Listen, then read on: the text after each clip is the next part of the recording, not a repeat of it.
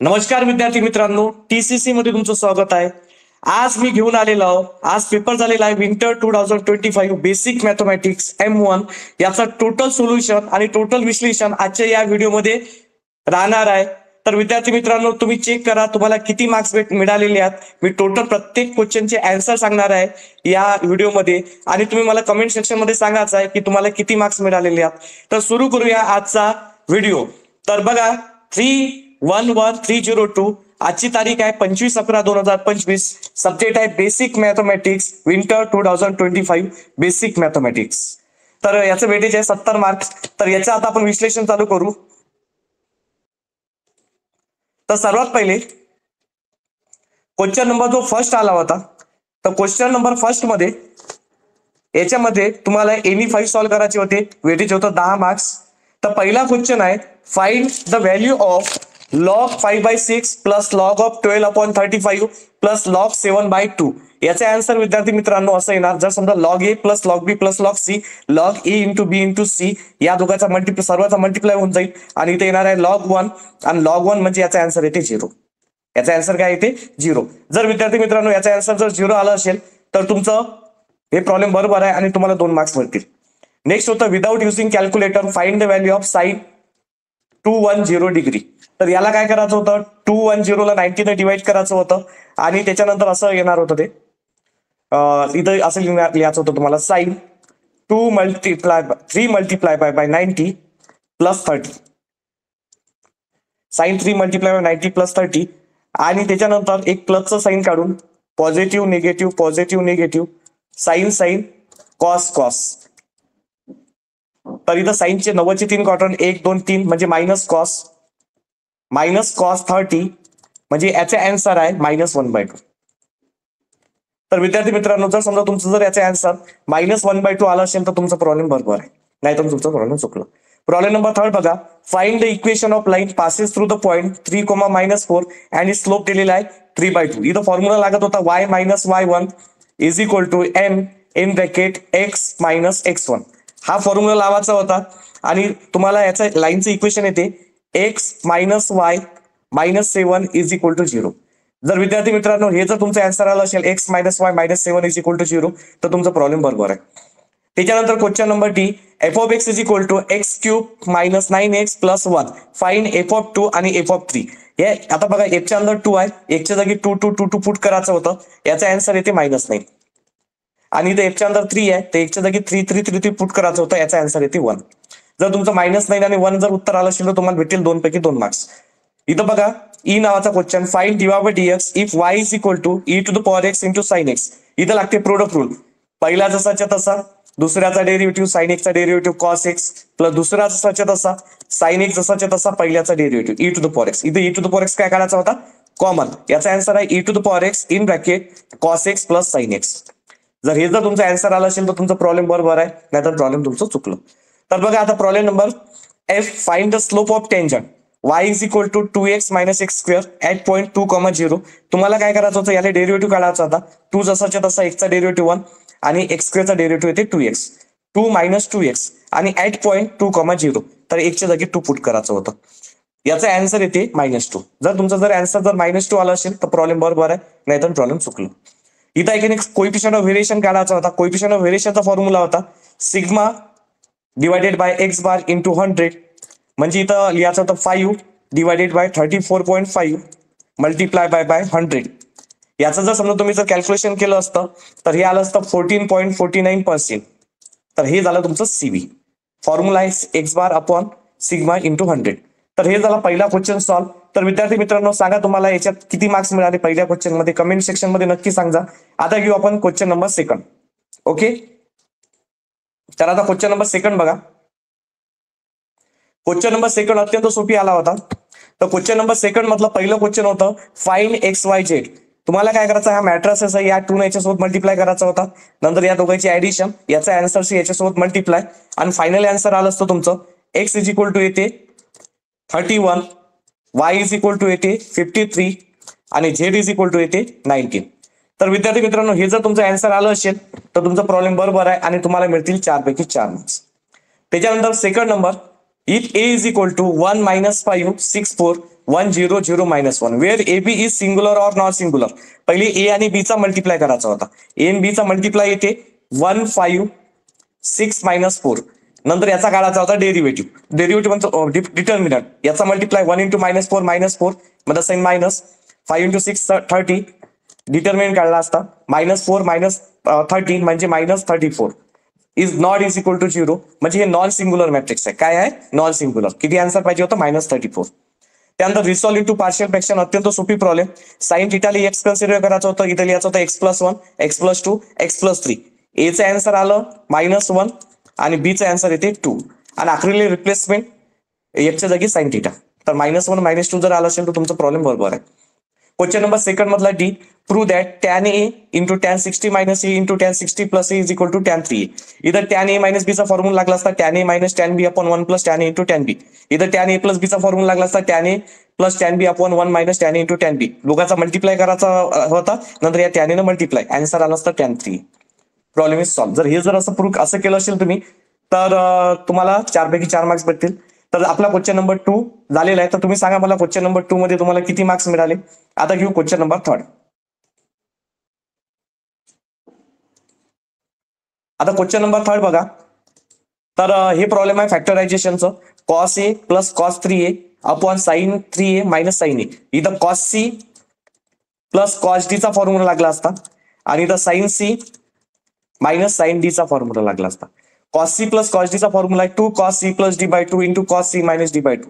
Sign C minus sine D चा formula आहे 2 sin C plus D by 2 2 sin C plus D by 2 into 2 cos C plus D by 2 into sine C minus D by 2. 2 cos C plus D by 2 into sine C minus D by 2. हा formula apply केला की direct answer येऊन जाते. Problem is solve.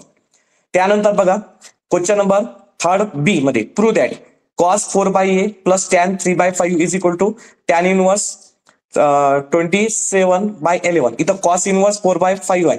तर याला काय करायचं होतं? cos इनवर्स 4/5 ला ए कन्सिडर करायचं होतं. हा cos इनवर्स इकडे काय होते? cos ए.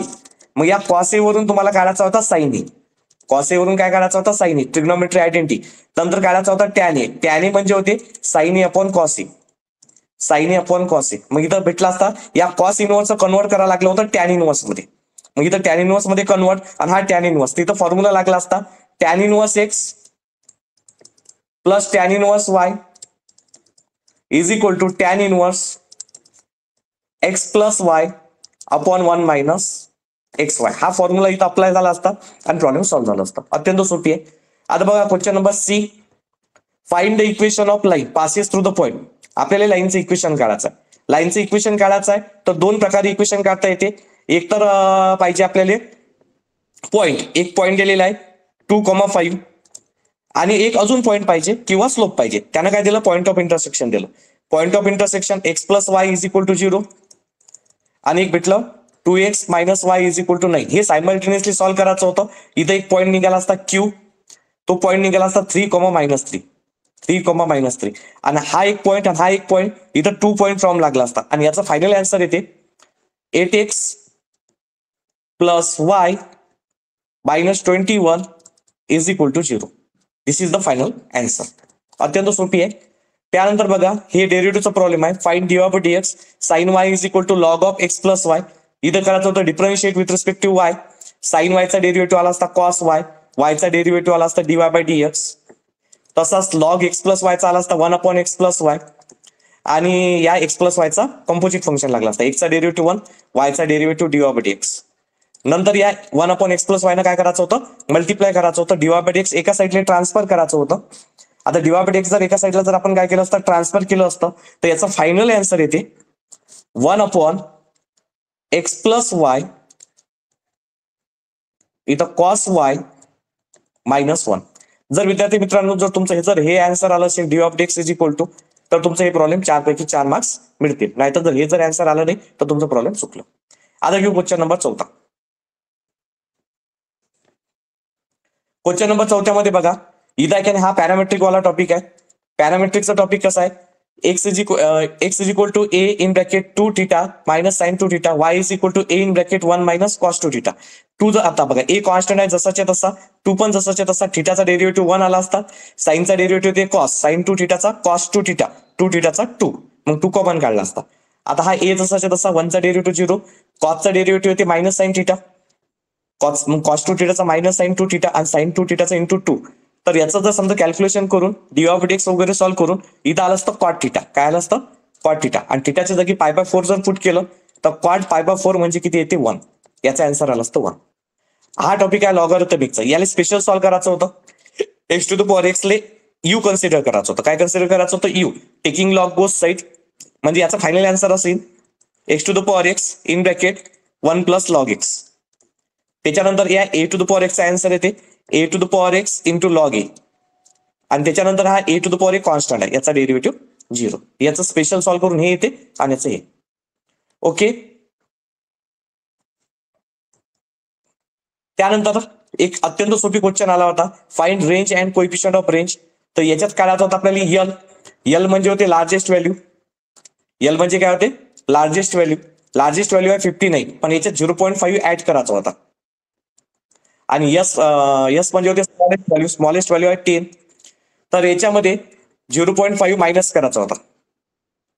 0.5 काय करायचा होता? मायनस करायचा होता. आणि म्हणजे इथं आलं असतं 59.5 आणि 9.5. इथं काढायची होती तुमची range.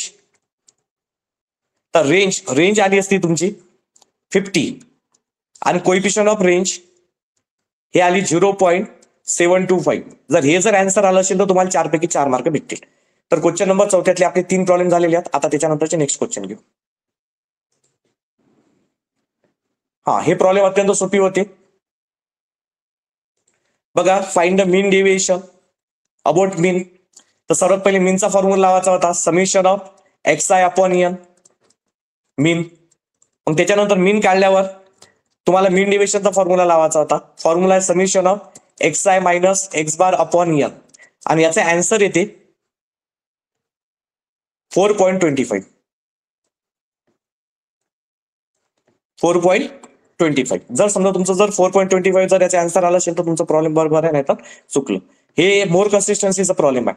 The mean of the score by 2 batsman A and B in the series 10 inning are 50. 50 म्हणजे 10 इनिंग मध्ये ऍव्हरेज दिलेला आहे, म्हणजे एक्स बार दिलेला आहे 50 आणि दुसऱ्याचा एक्स बार दिलेला आहे 12. स्टँडर्ड डेव्हिएशन दिलेला आहे 15 आणि स्टँडर्ड डेव्हिएशन दिलेला आहे 2. याचा सीव्ही काढायचा होता. ज्याचा सीव्ही लहान आहे तो मोर कन्सिस्टन्सी. तर बॅट्समन बी इज मोर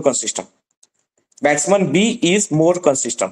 जर तुमचा बॅट्समन बी जर मोर कन्सिस्टंट आला तर तुमचा प्रॉब्लेम बरोबर आहे. आणि याचा तो सीव्हीचा फॉर्म्युला काय?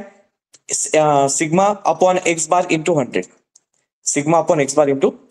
तर हे जर समजा असं बॅट्समन बी जर मोर कन्सिस्टंट आला असेल तर तुमचा प्रॉब्लेम बरोबर आहे आणि तुम्हाला 4 पैकी 4 मार्क भेटतील. त्यानंतर next question number 5. Question number 5 मध्ये using matrix inverse method solve the following equation x + y + z = 3, x + 2y + 3z = 4, x + 4y + 9z = 6. याचा आन्सर येते x = 2, y = 1 आणि z = 0. जर हे आन्सर आलं असेल तर तुम्हाला 6 पैकी 6 मार्क भेटतील. नाही आलं असेल तर चुकलं. मग याच्यामध्ये बघा, if A and B both are obtuse angle, sine obtuse angle म्हणजे कोणता क्वाड्रंट? Second quadrant. म्हणजे साइन हे दिला आहे 5/13, कॉस बी दिलेला आहे -4/5. सेकंड क्वाड्रंट मध्ये साइन पॉझिटिव्ह असते, कॉस निगेटिव्ह असते. आणि काय म्हणते? Find quadrant of angle. तुम्हाला एक आणि a + b, sine a + b काढायचा होता. याच्यात साइन a + b याचा आन्सर आलं असतं साइन a + b चं येते -56/65 आणि इथे येते कॉस a + b काढायचा होता. काय काढायचा होता? Cos a + b. याचा आन्सर येते 33/65. आता बघा, साइन निगेटिव्ह आहे, कॉस पॉझिटिव्ह आहे, म्हणजे कोणता क्वाड्रंट आहे? Fourth quadrant. तर क्वाड्रंट आहे fourth quadrant. Angle a + b चा क्वाड्रंट फोर्थ क्वाड्रंट आहे. तुम्हाला लिहायचं होतं फोर्थ क्वाड्रंट. जर तुम्ही असं केलं असेल तर तुम्हाला 6 पैकी 6 मार्क्स नाही तर कमी होऊ शकतात. आता घेऊ क्वेश्चन नंबर सी.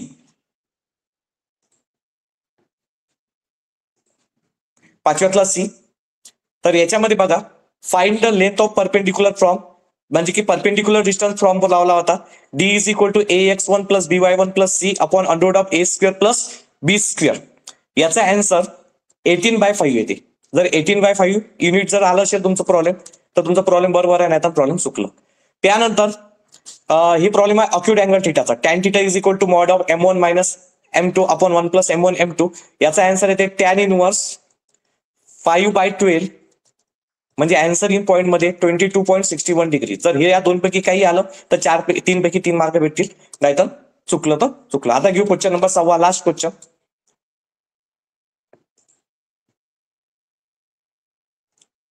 तर याच्यामध्ये a bullet is fire into a mud bank penetrates 120t minus 3600t². याला एक्स कन्सिडर करायचं होतं, 120t मायनस 3600t² आणि 2 वेळा डेरिव्हेटिव्ह काढायचा होता.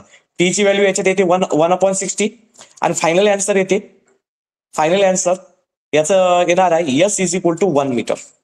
डेप्थ मॅक्सिमम डेप्थ किती येते 1 मीटर. जर तुमचं जर 1 मीटर जर डेप्थ आली असेल तर तुम्हाला 6 पैकी 6 मार्क्स भेटतील, नाहीतर तुम्हाला मार्क्स करू शकतात. रेडियस ऑफ कर्वेचर याला 2 वेळा डिफरन्शिएट करायचं होतं, हे प्रॉब्लेम थोडासा डिफिकल्ट होतं. तर याचा आन्सर येते 2 वेळा डिफरन्शिएट जर केलं असतं तुम्ही तर आणि त्यानंतर रेडियस ऑफ कर्वेचरचा फॉर्म्युला लावला असता rho is equal to 1 plus d of x bracket square bracket to the power 3/2 upon d2y/dx². तर याचा आन्सर येते -2a into 2 to the power 3/2. जर असं जर आन्सर आलं असेल तुमचं तर प्रॉब्लेम बरोबर आहे, नाहीतर तुमचं प्रॉब्लेम चुकलं. युनिट्स. त्याच्यानंतर इथं mean standard deviation coefficient of variation अत्यंत सोपी प्रॉब्लेम आहे. याचं मीन येते 12.93, स्टँडर्ड डेव्हिएशन येते 6.4 आणि सीव्ही येते 49.49%. तर जर हे जर तुमचं प्रॉब्लेम बरोबर असेल तर तुम्हाला भेटतील 6 पैकी 6 मार्क्स, नाहीतर जे चुकलं असेल तर त्याचे तुमचे मार्क्स मायनस होतील. विद्यार्थी मित्रांनो, मला कमेंट सेक्शन मध्ये सांगा तुम्हाला किती मार्क्स मिळाले M2 मध्ये, M1 मध्ये, आणि त्याच्यानंतर तुम्हाला पेपर कसा गेला, टफ गेला, सोपी गेला, तर हे सर्व कमेंट सेक्शन मध्ये सांगा. जर व्हिडिओ आवडला असेल तर नक्की आपल्या चॅनलला लाईक करा, सबस्क्राईब करा. आपले M2 चे ऑनलाईन क्लास लवकरात लवकर चालू होतील. 10 डिसेंबर पासून 15 दिवसाची फ्री डेमो क्लासात नक्की जॉईन करा, चॅनलला सबस्क्राईब करा. आणि हा जो पेपर ज्या विद्यार्थ्यांचा पॉलिटेक्निक फर्स्ट इयरचा M1 चा पेपर असेल त्यांच्यापर्यंत पोहोचवा. धन्यवाद.